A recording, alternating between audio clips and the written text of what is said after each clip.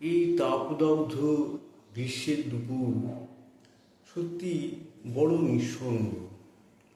কেউ তাকে সাথ দিতে চায় না।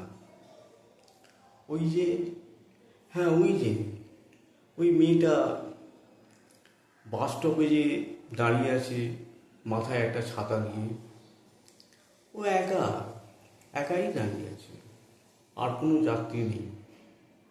পাশের পানবিড়ি যে দোকানটা, তাতেও একটা খদ্দের নেই।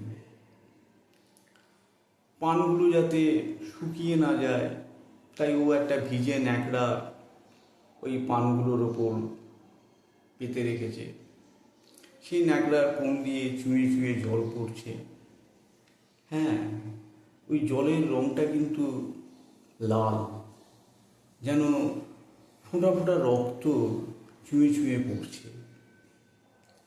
পাশের বিহারি রিক্সাওয়ালাটা, ও মাথায় গামছা দিয়ে ওই রিক্সাতেই হেলান দিয়ে শান্তিতে ঘুমোচ্ছে। ভাবলে অবাক হতে হয়, কত বিলাসবহুল বিছানায় শুয়েও মানুষ একটু ঘুমোতে পারছে না, কিন্তু এই রিক্সাওয়ালাটা বেশ শান্তির নিদ্রা দিচ্ছে। সত্যিই অদ্ভুত। এই দুপুরের এই নিঃসঙ্গতা, নির্জনতা যেন ক্রমশই